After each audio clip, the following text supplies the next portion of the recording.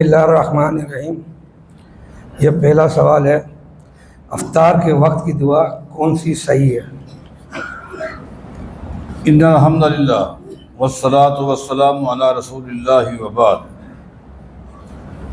سب سے پہلے اس بات کو ذہن نشین کر لیں کہ میں ہر محقق کی تحقیق کا احترام کرتا ہوں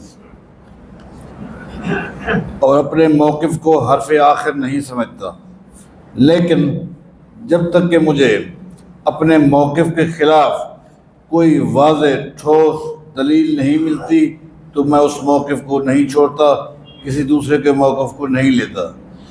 میری معلومات کے مطابق کھانے سے پہلے یا پینے سے پہلے بسم اللہ ہی ہے۔ جتنی بھی دعائیں ہیں وہ کھانے پینے کے بعد کی ہیں۔ آپ نے دودھ پیا، بسم اللہ پڑھ کے دودھ کے بعد کیا دعا ہے وہ بات کی ہے۔ آپ نے کھانا کھایا، بسم اللہ پڑھ کے کھانے کے درمیان ہر لقمے پر، اسی طرح ہر گھونٹ پہ الحمدللہ اور بعد کی دعا ہے۔ دعوت کے ہاں گئے ہیں، کسی کے ہاں دعوت کھائی ہے تو اس کے لیے آپ نے کیا دعا کرنی ہے کھانا کھانے کے بعد، وہ الگ دعا ہے۔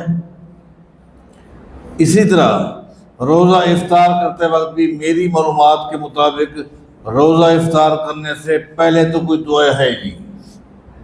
وہ تو میرے علم میں نہیں ہے، پتہ نہیں کہاں سے یہ دعا لی جاتی ہے، کوئی بھی دعا میرے علم میں تو کوئی نہیں ہے۔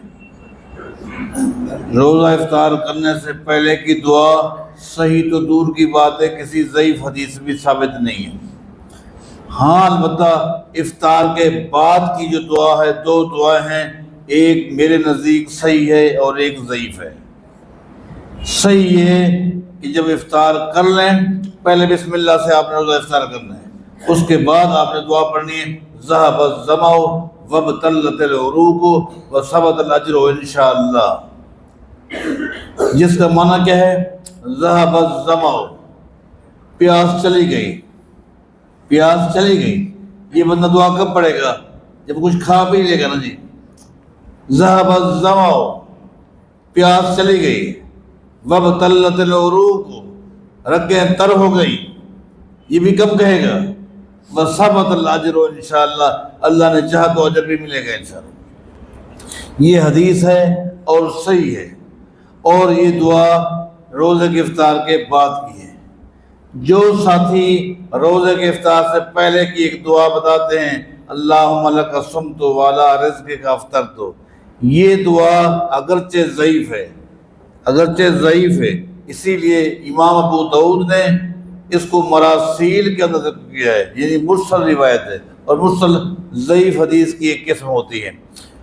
اگر اس الفاظ پر بھی آپ غور کریں گے اس ضعیف حدیث سے، یہ بھی پتہ چلے گا کہ یہ بھی افطار کے بعد کی دعا ہے۔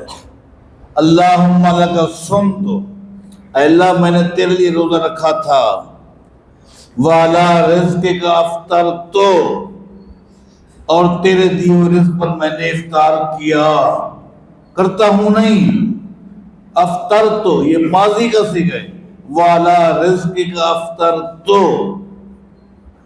میں تیرے دیے ہوئے رزق پر روزہ افطار کر چکا ہوں، یہ بھی ماضی کا صیغہ ہے۔ یہ بھی اسی لیے امام ابو داؤد نے اس ضعیف حدیث کو مراسیل میں ذکر کیا ہے کہ یہ دعا ہے، لیکن ساتھ کیا؟ اے بعد الافطار، امام ابو داؤد نے کیا کہا؟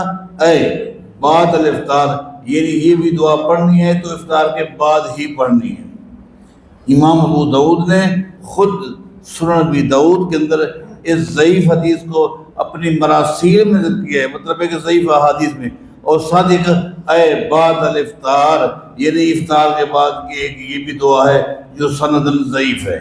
تو گویا میری معلومات اور تحقیق کے مطابق، میں کوئی محقق نہیں ہوں، اہل علم سے پوچھتے رہتا ہوں، میرے علم کے مطابق افطار سے پہلے تو بسم اللہ ہی پڑھنی ہے، افطار کے بعد آپ نے یہ دعا پڑھنی ہے جو کہ صحیح سند ثابت ہے، وہ ذهب الظمأ ہے۔ اور یہ جو حدیث ہے، پہلی بات یہ کہ افطار سے پہلے کی نہیں، یہ بھی بعد کی ہے اور سند ضعیف ہے، واللہ اعلم۔